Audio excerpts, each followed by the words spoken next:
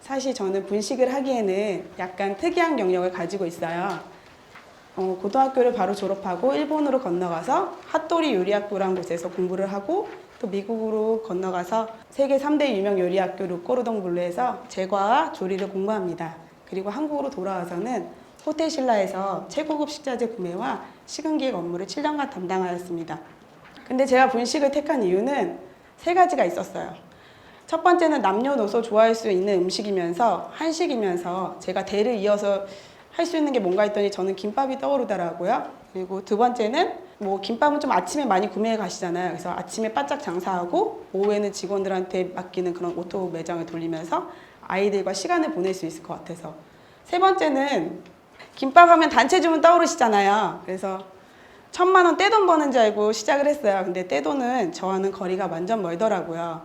그래서 1,000만 원은 웬말, 고스펙 믿고 까부기다 저는 2번 망하게 됩니다.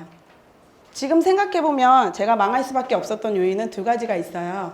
첫 번째는 배짱 장사였어요. 예를 들면 손님이 저한테 와서 자기 김밥은 다 맛있는데 안에 있는 우엉이 너무 달어 이러면 아, 네 그러세요 하고 속으로는 그럼 네가 집에서 말아먹어 라고 했어요.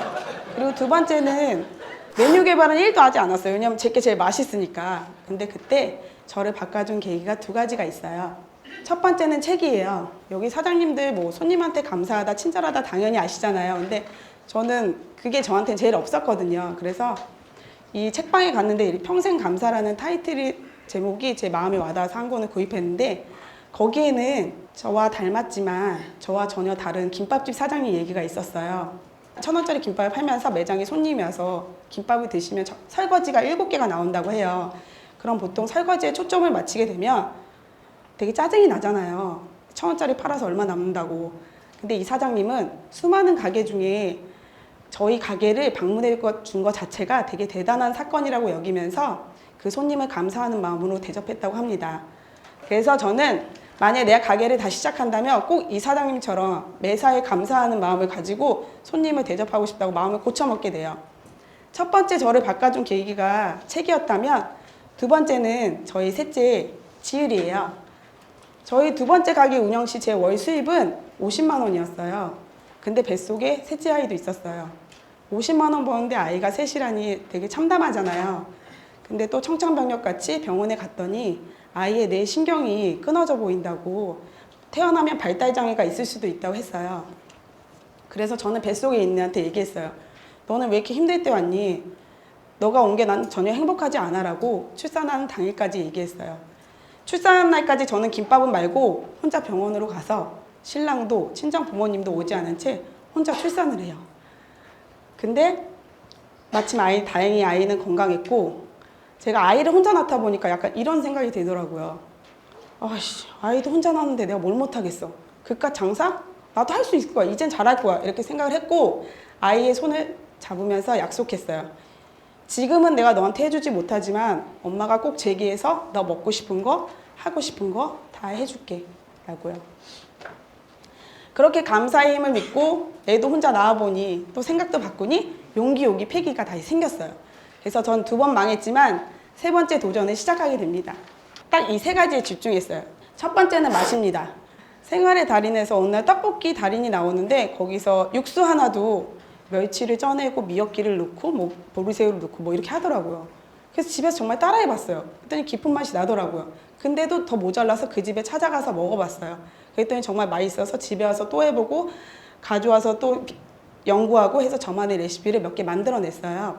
꼭 바빠도 월 2회는 저랑 같은 분식집, 맛집이라고 소문난 데는 꼭 가봐서 사와서 제 거랑 비교 시식을 해서 저희 현재 위치를 파악하고요. 그 외에도 줄 서는지 맛집 있잖아요. 그런데 동종업계 아니어도 양식 일식 그런데 무조건 가요. 그 두 번째는 품질에 집중했어요. 저희 지금 현재 월세는 70만 원이에요.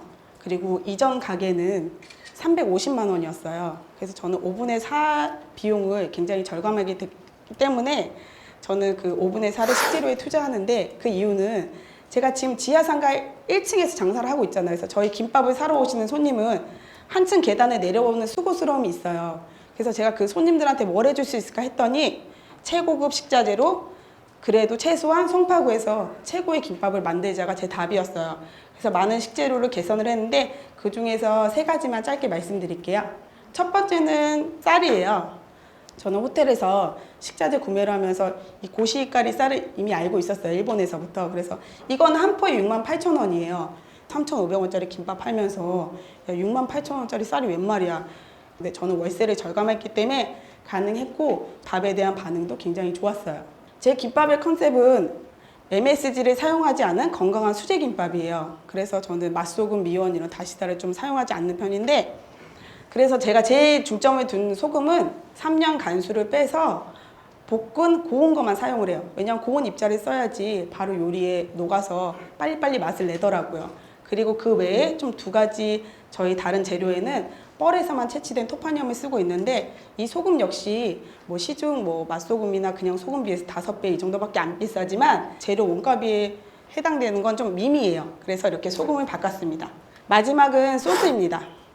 저는 분식이니까 한식 생각나시죠? 그래서 진간장, 뭐 된장, 고추장, 뭐 고춧가루 이렇게 사용할 것 같은데 그러면 손님들이 너무 예측 가능한 맛이라고 생각을 했어요. 그래서 저는 해외 소스를 많이 활용하는 편이에요. 예를 들면 떡볶이 소스에 중국 마파두부에 들어가는 두반장을 써요. 그 2스푼 정도만 제 레시피에 넣으면 굉장히 깊은 맛이 나면서 감칠맛이 돌더라고요. 이렇게 했더니 손님들이 좀 신기해하면서도 맛있다고 아주 반응이 좋더라고요. 제가 고객 관리 중에 제일 중점을 둔 거는 3가지예요. 메뉴 조합, 고객 니즈 파악, 배민 라이더스입니다. 맛도 품질도 개선했고 감사하는 마음까지 장착되었는데 기다려도 손님은 오지 않더라고요. 내가 뭘 할 수 있지? 내가 뭘 했던 사람이지 했더니 저는 이렇게 샌드위치랑 샐러드도 만들고 제과도 하고 좀 요리 좀 할 줄 아는 여자였더라고요. 그래서 제가 생각해낸 거는 김밥 반줄에다가 샌드위치 한 피스에다가 이렇게 과일까지 섞은 수제 도시락 세트를 만들었어요. 한국 사람은 이것저것 먹는 거 좋아하잖아요. 짬짜면 세트처럼. 그래서 이런 세트를 개발했고요. 그리고 고객들이 뭐 착즙 주스 없어요? 컵과일 없어요? 이렇게 물어보시더라고요.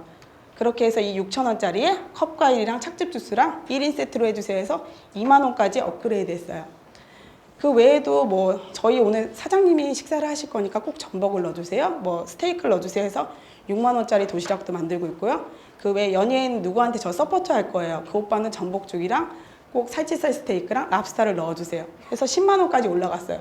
객단가가 3,500원에서 10만 원까지 약 30배 이상 가까이 올랐습니다. 2번째는 고객 니즈 파악이에요. 기다리지 말고 찾아가자. 기존 뭐 삼성 SDS나 뭐 아산병원이나 11본가 좀 대기업들이 저희 단골 사로 주문 고객으로 있었어요. 그래서 그 손님들이 김밥을 30줄을 만약에 점심에 시킨다 하면 점심 장사 뒤로 하고 그 김밥 30줄 갖고 제가 직접 갔어요. 그래서 저한테 2분만 시간을 달라고 한 다음에 그 손님의 주문 유형을 파악했어요. 이거 회의 때 쓰세요? 뭐에 쓰세요? 그 다음에 이런 거 얼마나 자주 있으세요? 근데 저희 김밥만 파는 게 아니라 구성된 세트도 있어요. 다음에는 이거 한번 이용해 보세요. 저한테 주문하는 빈도수도 늘어났고 그 다음에 행사가 있으면 이제 연락이 와요. 이런 질문을 되게 많이 받더라고요. 사장님 아침 몇 시에 오픈하세요? 그러면 전 몇 시에 오픈했는지 대답을 안 했어요. 몇 시에 필요하세요? 그러면 새벽 6시요. 몇 개 필요하세요? 40개요. 당연히 되죠. 하고 오늘 이 중에 한 명만 걸려라. 한 명 걸리면 다음 50명 또 온다. 이렇게 해서 만들었고 실제로 그게 입소문이 돼서 많은 고객이 형성되었는데 그래서 실제로 저희 지금 매출은 오전 11시 이전에 80%가 결정이 나요. 3번째는 배민 라이더스예요. 여기 지금 빨간 동그라미 안에 있는 파란 별이 저고 빨간 동그라미가 반경 1km를 표시한 거예요. 만약에 제가 매장에서 기다리기만 한다면 이 손님밖에 워크인으로 유입을 못해요. 그런데 저는 배민 라이더스라기 때문에 이 파란색 동그라미예요. 그래서 저는 이거 아깝지 않다고 온라인상의 월세라고 생각하고 사장님들도 이거 해보시라고. 왜냐면 이 매출은 그냥 다른 포켓 그냥 용돈 정도로 생각하시면 굉장히 만족하실 거라고. 그래서 그렇게 전도해서 실제로 한 5명 정도 저랑 같이 이거를 이용하고 계세요. 그리고 또 좋은 이 장점은 제가 모으지 못하는 신규 고객을 오프라인 고객으로 전환시켜줘요. 하루는 어떤 남자 손님이 오셔서 저희 김밥과 떡볶이를 드시면서 막 사진을 찍는 거예요. 저는 궁금해서 물어봤어요. 저희 어떻게 알고 오셨어요? 저희 찾아오기 쉽지 않은 위치인데 했더니 저희 와이프가 풍납동 친구네 집 놀러 가서 그 친구가 케이트 분식당 김밥을 시켜줬는데 맛있어서 저보고 가보라고 했어요. 근데 사장님 망고플레이트라는 맛집 앱에 등록이 안 돼 있더라고요. 제가 리뷰 쓸 수 있으니까 오늘 써서 올려드릴게요. 이런 식으로 유입이 되더라고요. 그래서 저는 정말 장점을 많이 본 것 같아요. 저는 이렇게 세 가지로 영업을 했고 제 마음가짐 감사의 힘을 믿고 나니 저는 말하는 습관부터가 바뀌었어요. 예전에는 노력 1도 하지 않은 채 나 돈 많이 벌고 싶다. 나도 쟤처럼 되고 싶다. 항상 누굴 바라기만 하고 뭐 막연한 기대만 갖고 있었는데 이렇게 감사하는 힘을 믿으니 긍정의 에너지로 항상 난 꼭 주문 받아올 거야. 쟤 연락할 거야. 난 제기할 거야. 이렇게 할 거야 라고 바뀌었어요. 그랬더니 긍정적인 에너지가 일어나서 오늘 제가 이 자리에 설 수 있게 된 것 같습니다. 제가 제일 잘하는 한마디로 마무리하겠습니다. 우리 모두 대박날 거야! 감사합니다.